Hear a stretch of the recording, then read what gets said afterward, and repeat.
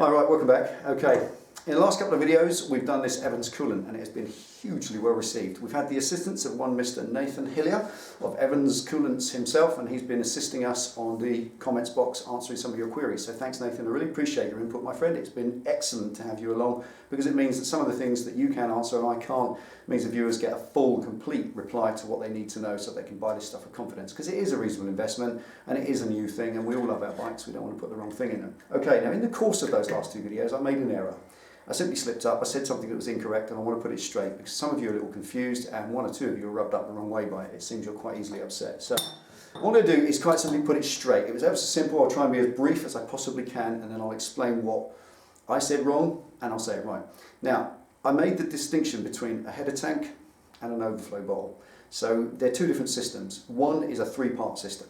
The header tank and the engine and the radiator, they are three things and they're all in the same system. So the coolant runs between all of them. It runs from the engine to the radiator, to the header tank, engine, radiator, header tank, and it goes round and round and round. And as that system expands, the header tank has a big gap in it, a big gap of air, and it has a level on it as well. So as things heat up and the steam develops in the system, it expands up into that header tank. And when it contracts, because it all cools down, it just drains back into the engine. That's a header tank. An overflow bottle is slightly different. You don't have the three, you just have two. You have the engine and the radiator, and that's it. The radiator will have a pressure cap, or it may not be on the radiator, it may be on the thermostat housing like it is on this Kawasaki, but it varies. Ultimately, there is no header tank. You just have the rad and the motor. And as soon as it gets hot and everything gets a bit bothery and gets steaming, it starts to find somewhere to go. It has to find somewhere to go. So effectively it expands out of the cap. Now this is a pressure cap, and that cap has a spring. You can see that spring in there, inside, and there's a rubber seal there. And that rubber seal sits around the neck of the radiator, sealing the system with spring pressure. And when that pressure of the steam expands enough, it pushes that spring back out of the way and forces its way past the seal, down the overflow tube, into the overflow bottle. And that's it. Now at that point I said it stays there, it doesn't go back to the engine. Well, I'm a monkey boy. It does. I made that incorrect. I made you understand, or I made you believe it stays there. It doesn't. It does get back to the engine. I'll show you how it does it. This little thing doesn't finish being clever at just that spring. It has another little clever thing, and that's the little brass hat there. And if you look, that is spring loaded there. Now that little thing, like that, that will be forced out of the way far easier than the steam, because the steam's coming out under heat, under pressure, so it's got quite a lot of force to force it out of the way. But the contraction, that capillary action, isn't quite so forceful as it's all cooling down. So that's why they put a super light spring on that. And all it does, it just flows past there. You can even see there's a little lip on it. See the fact that it curves downwards?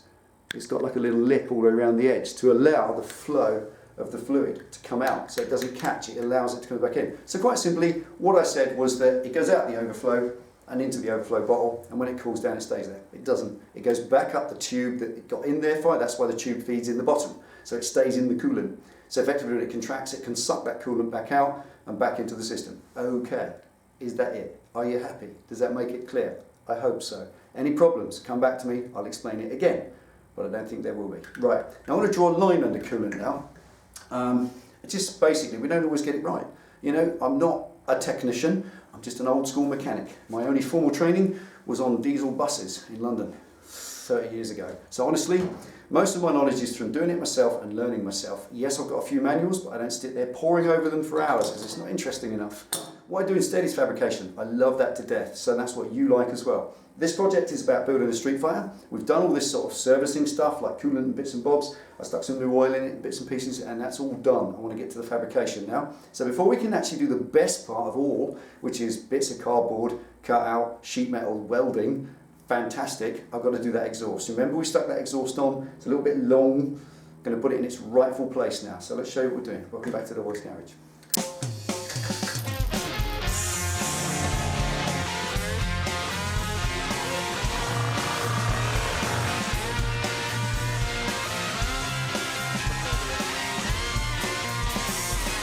Alright, now those of you who said in the comments in the last one, love the exhaust, perfect, just what the bike needs, etc.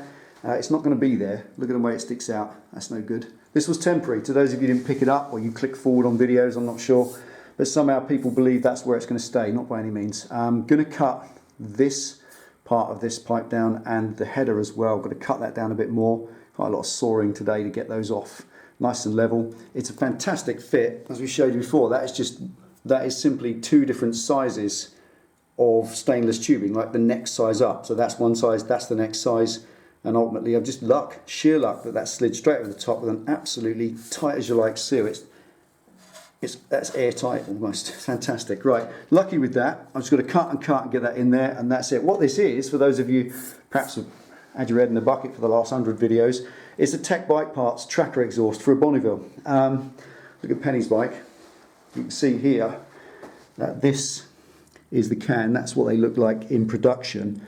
What I mean by production is that's the finished article. If you buy one, that's what you get. They have a riveted end, and that's 3 inches longer. This particular one, this end can, on the other hand, was a pre-production prototype model. This is what they were going to do at the start, but it turned out to be a bit too short for the Bonneville, so he stuck it on the wall as a prototype, which is why it's TIG welded around the end rather than riveted. So that cap is in there forever, and it is 3 inches shorter. That's only something like 7 inches long, that whole thing, whereas they're 9 inches long, 9.5 in standard form. So I'm pretty chuffed and pretty lucky to have that. It's an absolute one-off. George built it right at the beginning, didn't like it, went another way and hung it on the wall, but it's to the highest standard as always, and that's on the bike. So what I'm going to do is, like I said, cut that, get that mounted underneath. Whether I use that without modifying it, I don't know, but I need to get it put in position first before I go anywhere else. It's nicely welded on, so it's a perfect way to mount it, and I've then got to find a way of mounting it to either here or the back inside there, or there. That's if they stay. Whether they cut those off, don't know, but whatever. For now, it's just a very simple task today. Cut that off, mount that in underneath, and then we can get the exhaust done and out the way and move on to the far more interesting sheet metal stuff.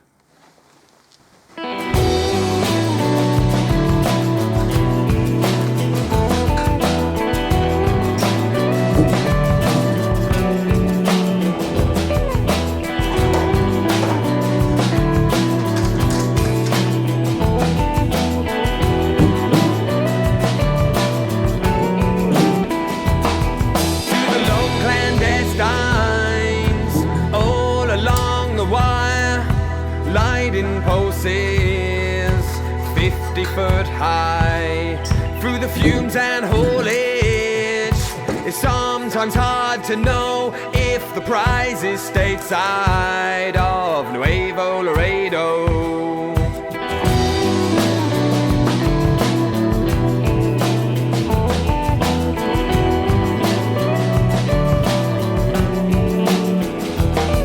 Every siren has a weak spot, as everything has a beginning and an end, and when the face you trust most is no longer the one on which you can depend, when the fight feels futile and life's injustice wins, where's my sunlight when the shitstorm begins?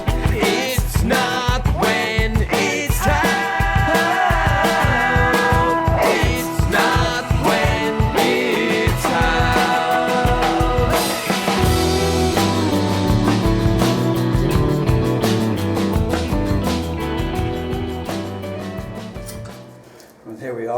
Just showing you it's a straight cut. Quite chuffed with that actually. Quite a nice straight cut. I don't know, I might do a simple skills on hacksaws. I've always kind of shied away from doing the simple skills stuff because every time I think of one I think, nah, that's easy, I don't want to do that. And when we do one we get loads of you saying, what, I didn't know how to do that. So I don't know, I might do one on hacksaw. Using the venerable hacksaw, it's more of a skill than you think. It isn't difficult, it isn't technical in any way at all. It's just run it backwards and forwards, but there's a way not to do it, if that makes sense. Also understanding how many teeth. Have a quick look. Hang on. There we go. What I've got here, if you look at the teeth on the saw, isn't that focusing? It's going to just pick me up. There's a hand in the way. Come on, let's get a hand there. There it is. Right. See the teeth on there, how tiny they are. That's 24 teeth per inch. If you buy your hacksaw blades, get decent ones. Eclipse are just about the best. Irwin are pretty good as well.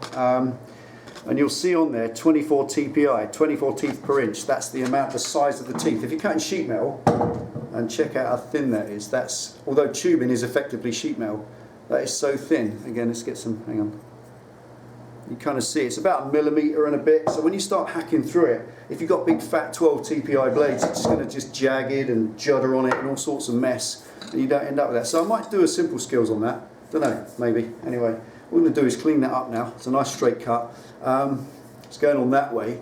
I might just put one cut on the inside, that being the inside, rather than the usual kind of slots you get, because it doesn't really need a lot of squeezing in, because it's a lovely fit as it is. And I've got a nice straight run of tube there, good two and a bit inches, so that should fit on nicely. Give it a clean up.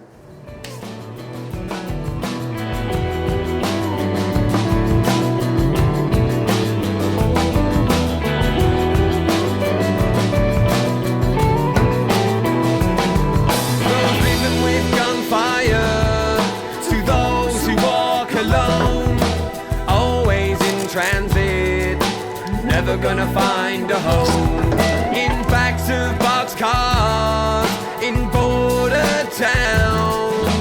Wide eyes, Mescal compound.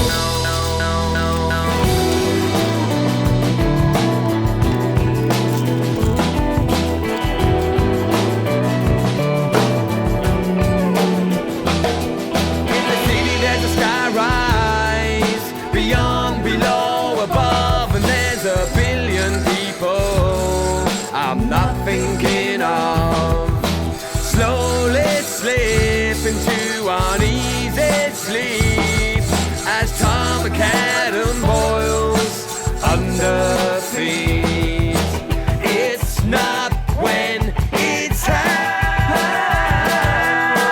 It's not when, it's how. It's not when, it's how. It's not when, it's how.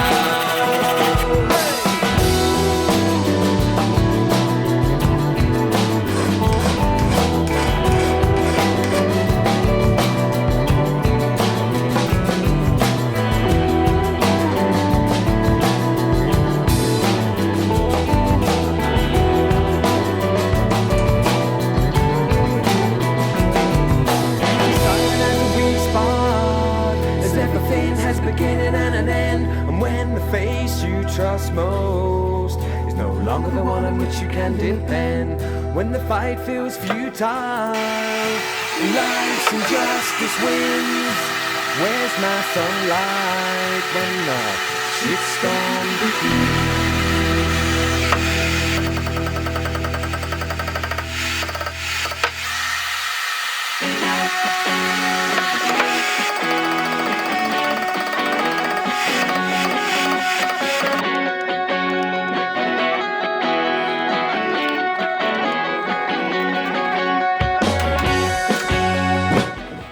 Right, what I've got there, that little dent there is for the brake linkage to sit in quite neatly. I want it as close to the bike as possible, as you can see there. That little, just there, that little crease, I've got the direction, that's touching the swing arm. So I need about 6mm gap at least, so the swing arm never touches it. I've got a cunning plan for that one, because I need it to run that way. It doesn't want to be a dent, it's got to be a crease that way. And it's quite thin, so this should work. Do your dance quick, mama, come on baby, tell me what's the word, a word up, everybody say, when you get the call you got to get it up the way, a word up, it's the cold word, no matter where you say it, you know that you'll be heard. Now all you soccer DJs who think you fly, there's gotta be a reason, and we know the reason why you try to put on those airs and act real cool, but you gotta realize you're acting like fools. If there's music we can use it, be free to dance. We ain't got the time for psychological romance. No romance, no romance, no romance. And solidly mount that to there, so now I've got to manipulate that old bracket, fold it in a funny kind of weird way, try and get that to lay up against there, cut it and trim it, and I can bolt it to there, which is a cast solid, just a heel plate really. And if that cracks in the future, what I might do is make a stainless one, so that'll all hold it, but for the moment that'll do it.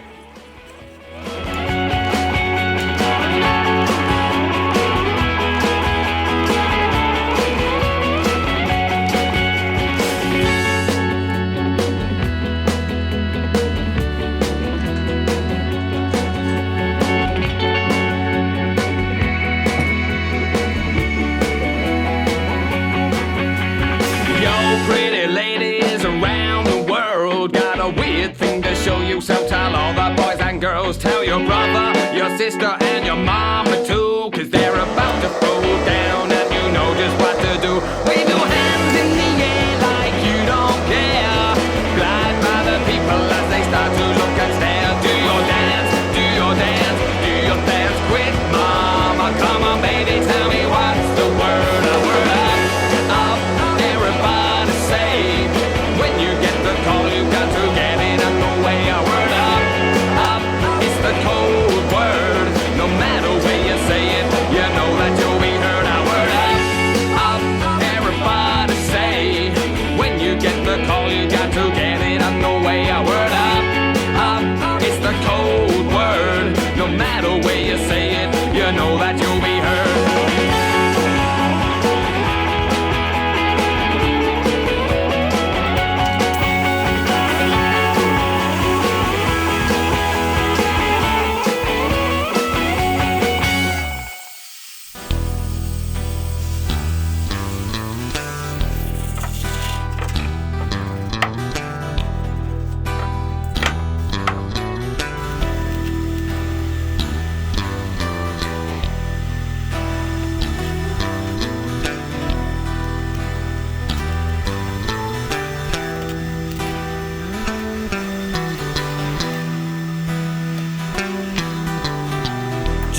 Go to the seaside. I'm not trying to say that everybody wants to go. I fell in love at the seaside. I handle my charm with time and sleight of hand.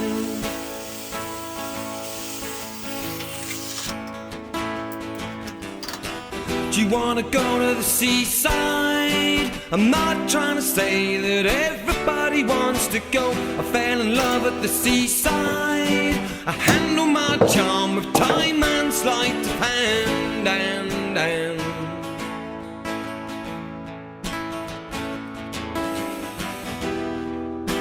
But I'm just trying to love you any kind of way. But I find it hard to love you, girl, when you're far away.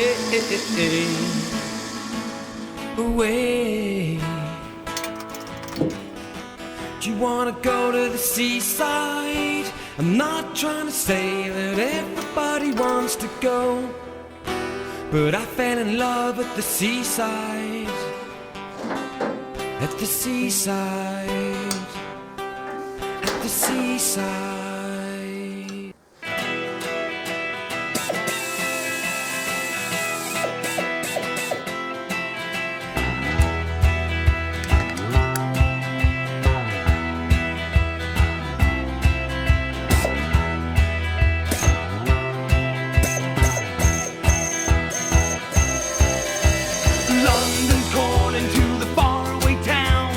War is declared, the battle's come down, and London's calling to the underworld.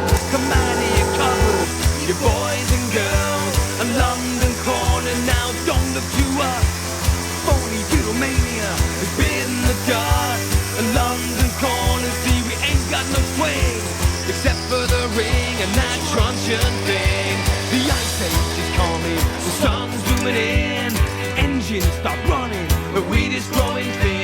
A nuclear error, but I have no fear, 'cause London is drowning out. Live by the river, and London's calling to the imitation dome. Forget it, brother, and go it alone.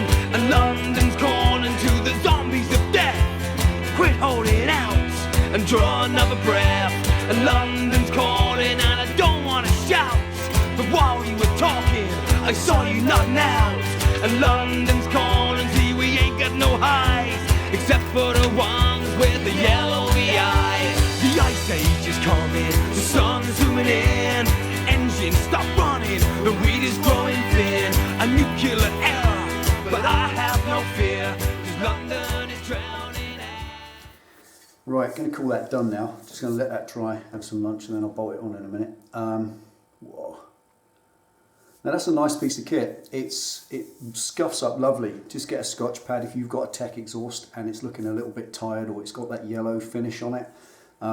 Honestly, just go around there and just get around the pipes that way, and they come up absolutely gorgeous. It's a lovely finish. You could even mirror polish these, but that'd be a bit weird, wouldn't it? Okay. Now the dents in there were a necessary evil. They're completely unseen. That clears the swing arm nicely by about 5mm, and that one clears the elbow of the rear brake master cylinder clevis pivot by about 5mm. So the whole thing clears everything fine. The cost of that little dentage there in performance, well, have a look at it. It's not really relevant, is it? I'm probably going to have to Dynajet it. I just banged one slot in there, one standard slot, and the old grinders lend themselves brilliantly to that. It just makes a perfect little slot like the factory ones. It doesn't need any more. It's such a tight fit. I don't need to bring that in at all. I just need that to move just enough to grip, and I'm not going to put any sealant in there, not until the bike's absolutely finished, and then I'll just whip it off, stick some sealant in it. And that's it. I like that. I really, really like that. But what you want is to see it bolted on and hear it running. Me too, let's do it. Live by the river.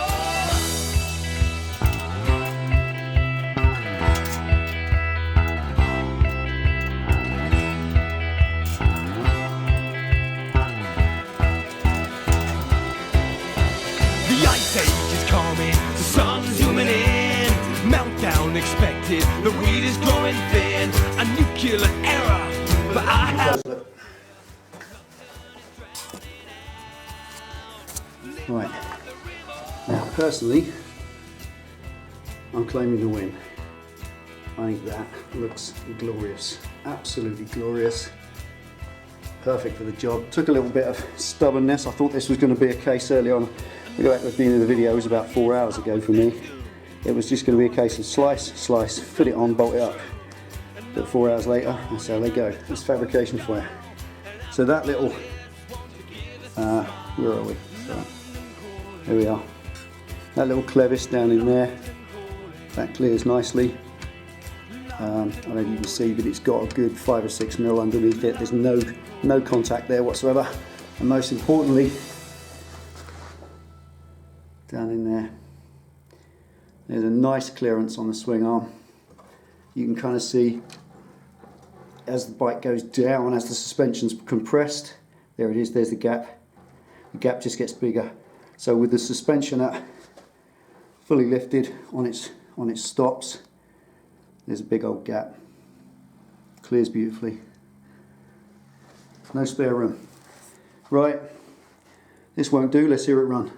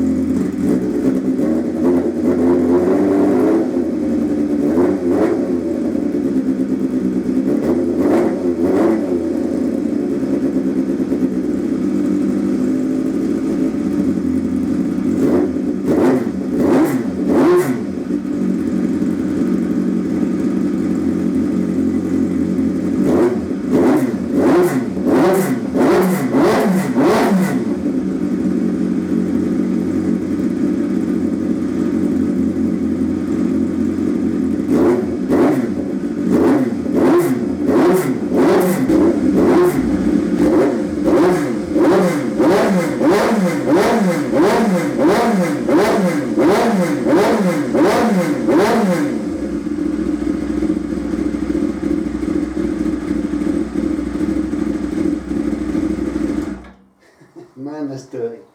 That's just dirty. Right, claiming the win on that. That is filthy, it really is. That's got that kind of ear itch sound that you get when something's just ridiculously loud, but it's a lovely, deep, rich, dare I say it, velvety sound. It's got a smoothness to it. No flames out the exhaust, no popping and banging. It's awesome. I absolutely love that. I am stoked about it. I really am. I've not been as pleased about, even they like it, I've not been as pleased about the result of something for a long, long time. The way it looks, the way it sounds, the way it fits on, the way it matches in with the bike, and the way it fits with my idea of what this bike's going to be like when it's done. It's just awesome. Everything. I'm giving that 100 out of 100. I really am. I'm stoked about that. I couldn't believe it. Fantastic. Tech Tracker exhaust fitted. Here we are. Alright, now, Obviously, I don't know whether or not it's going to run perfectly up through the rev range when I start riding the thing, but if it doesn't, then I've got Dynajet kit I can play with, you know. I'll just do that and then just lift the needles a bit, whatever, you know, how Dynajet kits works, not a problem. But right now, that was 7,000 revs over and over and over, and it's just smooth and silky all the way, and off choke as well within a few seconds. So that's running lovely, absolutely beautiful. It's the Micron header pipes that are doing the work. That's what it's all about. The Micron headers are a fantastic piece of engineering, and to make them to that Tech Tracker rear end is fantastic. I know I'm waffling, but I'm absolutely stoked. I can't believe it. That is a fantastic, fantastic outcome for the day. 6 hours in the end. It's up us 3 now, and I'm going to claim that as a win. Absolutely brilliant. Right now, finally, we'll leave you with the wall of friends. We've had a few more plates in, but I want to just reiterate the call again. If any of you have got number plates from around the world, we call it the wall of friends. We stick your number plate on the wall. You can see it's there when we scan across them, and also it shows everybody else the amazing places around the world that we are viewed from and that Delboy's Garage is enjoyed from. And those are people that we've helped, people that have learned a little something, or just been entertained by our gibberish, whichever. But there we are. I'm going to leave you with the wall of friends, show you across them what we've got so far. I'm going to say thank you for watching. It's been a long day. I'm going to go and get cleaned up. Take it easy, ride safe, and I'll see you next time.